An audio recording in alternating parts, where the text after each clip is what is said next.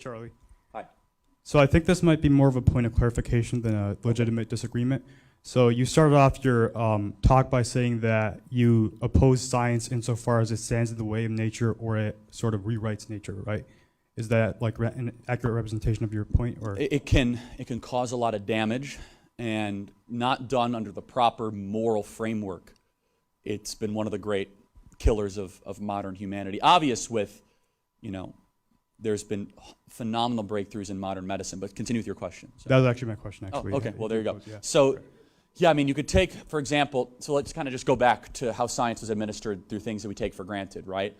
So, for example, Sir Isaac Newton, right? Force equals mass times acceleration. An object at rest will stay at rest. For every action is equal and opposite reaction, right? He was a phenomenal Christian, wrote a lot about biblical prophecy, and looked at nature as a way to explore God's creation for an intended purpose. And so it's all a question of what is the intent, right? So I'll give you a great example. If the intent is to allow human beings to flourish, then I'm all for it. What's an example of that? How about a cesarean section? What an awesome medical breakthrough over the last 100 years.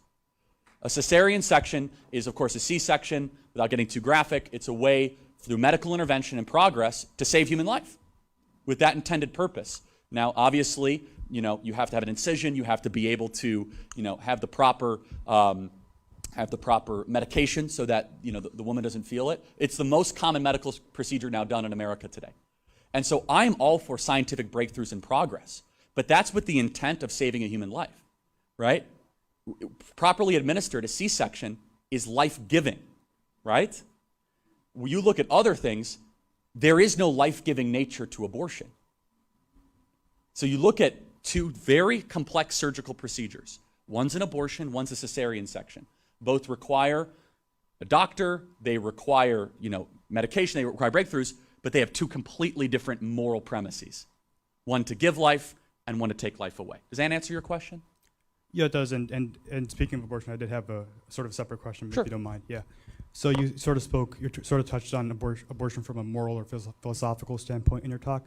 From a political or cultural standpoint, how do you see the debate playing out in the mid to long term? Who do you think wins in the long term? That's a smart question. I've given this advice to conservatives, which is you have to be realistic about it. In certain states, in certain areas, it's not a winning issue. Maybe in a longer period of time, we could do our work and we could persuade people. But if you're trying to get political power or win an election, you got to be realistic about whether or not you think that is going to win people over. And so some people say, Charlie, you should talk about the issue all the time. Well, then how are you ever going to get political power to actually fix the issue, right? I mean, at some point, you got to be prudent about this. But I think the left is going to see a surge of support.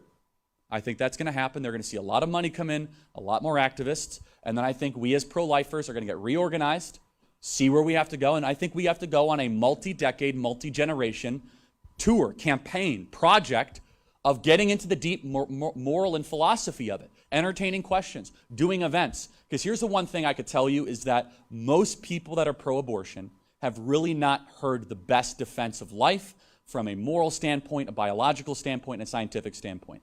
But it's going to be a battle, man. And I think you're going to end up seeing kind of red state, blue state abortion centers across the country where California is poised to make abortion a constitutional right. And you're going to see a lot of that kind of interstate travel and all that kind of stuff. So that's my prediction. Thank you. Thank you.